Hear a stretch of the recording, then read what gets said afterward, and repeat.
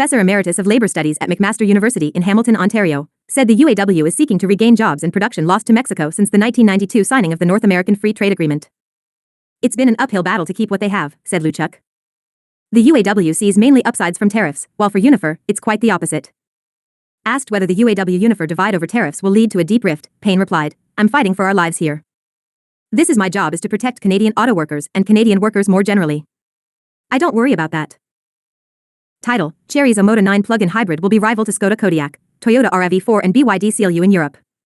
Content: Chinese brand Omoda has begun sales of the Omoda 9 mid-size plug-in hybrid SUV in its core European markets as its parent Chery tries to pivot away from gasoline cars.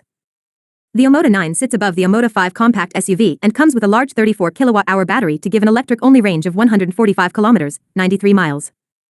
It is 4,770 millimeters long and will compete against plug-in hybrid versions of the Skoda Kodiaq, Toyota RAV4, BYD CLU and Mazda CX-60 in Omoda's European markets of Spain, the UK, Poland and Italy.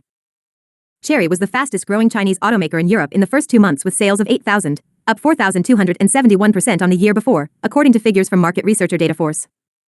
Chery's growth has mainly come from gasoline models, which accounted for 78% of the company's sales. Chery sells gasoline versions of the Omoda 5 and JQ 7 compact SUV. JQ also offers a plug-in hybrid version of the JQ 7, using an 18 kWh battery. The Omoda 5 also available as an all-electric model. Chery will offer one version of the Omoda 9 plug-in hybrid with a long list of standard equipment, including technology usually restricted to higher-grade models such as a head-up display, a 1.3-meter-long sunroof, heated and ventilated seats front and rear, and a 14-speaker Sony stereo system. The dashboard is dominated by a large curved 24.6-inch information panel that incorporates a touchscreen. The so-called Super Hybrid System, SHS, packages a 143 horsepower, 1.5-liter gasoline engine and 3 electric motors to give a claimed combined power output of 443 horsepower.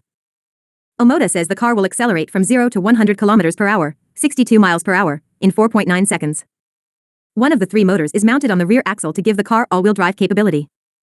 Different driving modes including Eco, Normal, Sport, Mud, Snow and Off-Road change the way the power is delivered.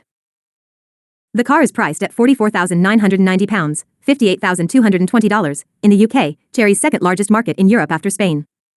The price is pitched above the entry Skoda Kodiaq IV plug-in hybrid at £41,935, €54,000, with the Omoda aiming to tempt customers with more power and equipment. Omoda and JQ are Chery's export brands. The company has recently said it would offer its Tiggo brand in select Eastern European markets, starting with the mid-size Tiggo 8 plug-in hybrid. Models in the Tiggo range are also sold under the Italian DR brand as well as Ebro in Spain. Chery aims to become a plug-in hybrid leader in Europe, the company has said. Plug-in hybrids are not subject to the same tariff increases recently applied to Chinese-built e-versus by the European Union and are increasingly being offered by Chinese brands as a way to lower their average CO2 as EV sales are constrained by the tariffs. Sales of Chinese-built plug-in hybrid electric vehicles rose 321% in February to 4,744, led by the BYD CLU SUV, MGHS and the JQ 7. Title: Stellantis, unions agree to 350 job cuts in southern Italy. Content: Milan, Stellantis has signed a deal with trade unions for 350 voluntary exits from its Pomigliano and Portola Serra plants in southern Italy, the FIAM union said. A spokesman for Stellantis said the layoffs involved employees close to retirement age and were in line with overall plans presented in December to the Italian government to boost its production in the country. FIAM, which did not itself sign the agreement, said in a statement that job reductions involved 300 workers at the Pomigliano assembly plant and 50 at the Portola Serra engine facility, both in Campania, the region comprising Naples. Stellantis last month said 114 young workers on temporary contracts at its Italian van-making plant in Atessa in the central Abruzzo region would be hired on a permanent basis. Voluntary layoffs are the main tool Stellantis has used to cut its workforce in Italy, now amounting to about 38,000 people, against around 55,000 in early 2021, when the group was formed through the merger of Fiat Chrysler and PSA Group. Title: How Michigan manufacturing could benefit from auto tariffs.